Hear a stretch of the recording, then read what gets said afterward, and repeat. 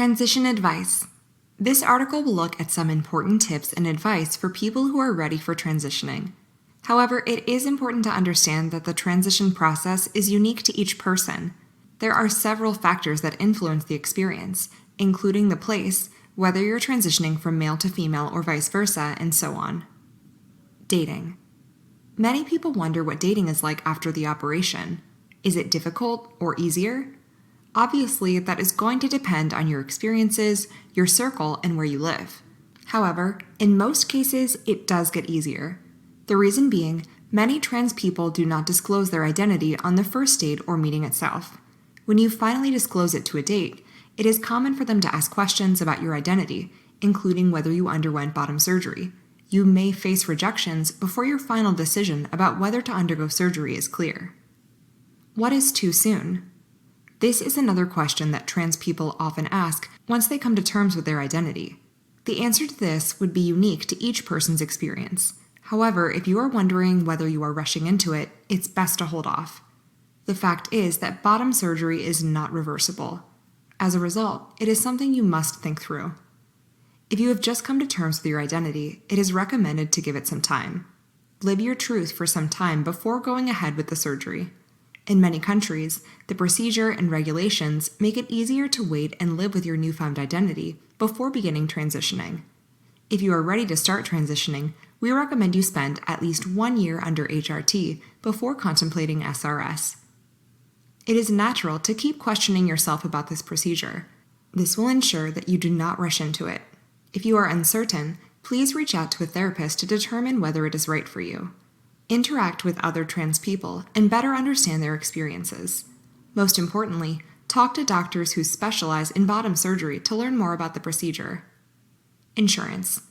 Transitioning is an expensive process. There are many surgeries, procedures, and therapies that one must go through. Needless to say, having insurance coverage is a huge lifesaver. So take some time, check what plan your employer offers, talk to your insurance agent, and do some research regarding trans-friendly insurance providers in your country. Some employers, like Starbucks, cover many procedures for trans people. Familial issues. This is another common issue, particularly in certain cultures and communities. Many parents of trans people openly disapprove of their identity and are unsupportive if they want to transition. In a few cases, they have threatened to physically hurt their trans children. If you are in such a circumstance, we insist that you reach out to a professional or an authority figure for safety. In case you are not a minor and have moved out of your parents' home, you no longer have to keep in touch with someone who cannot accept you for who you are. However, if you are still a minor and live with them, it is imperative to have a support system outside your home in the form of friends, community, and so on. Online LGBTQ+ communities are very welcoming, so leverage the internet. Voice. While hormone replacement therapy works effectively in developing many feminine attributes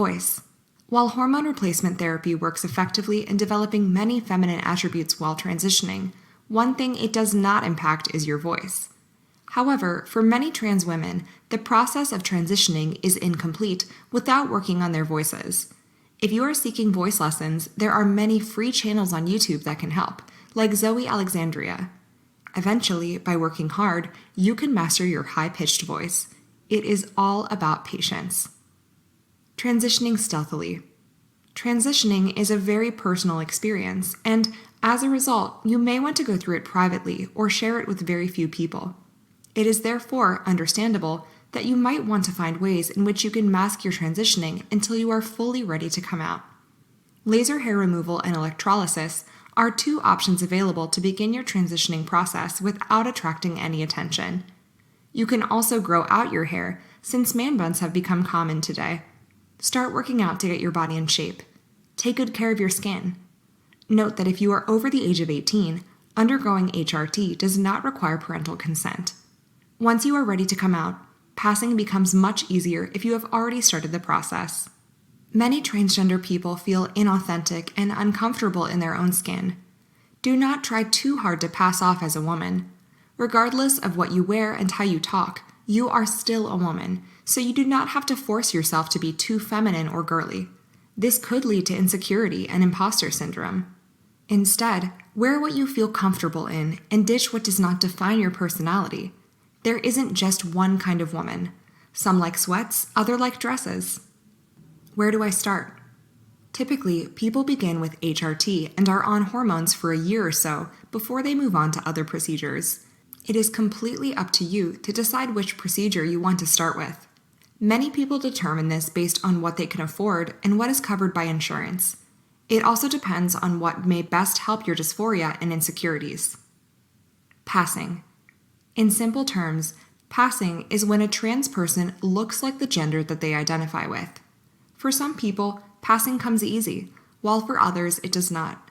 Regardless, it may take a lot of time and hormones, as well as surgeries in many cases. However, remember that if you transition a little later in life, after attaining puberty, you would have developed typically masculine attributes that may require surgeries to reverse. This is typically due to the different bone structures that men and women develop during puberty. Since hormones do not act on the bone structure after puberty, surgeries are often the way to go. However, with a little bit of work, anybody can pass. Workplace transitioning. At a workplace, transitioning takes a little bit of effort. It is recommended to talk about it to your manager or your superior once you are ready. You can also get HR involved before you start discussing it with others. Among your colleagues, you can first talk to your close friends. If you feel comfortable, you can also send out a mass email informing your team that you are transitioning and let them know your pronouns and the name that you now go by, so everyone is on the same page. Dressing up. As you begin to transition, you will feel the urge to start exploring your feminine side through clothes, heels, makeup, and so on. It is also very common for people to feel nervous before they start the transitioning process in terms of clothes. However, remember that you are doing this for yourself, so don't worry about what others say. Wear whatever you want to feel more connected to yourself.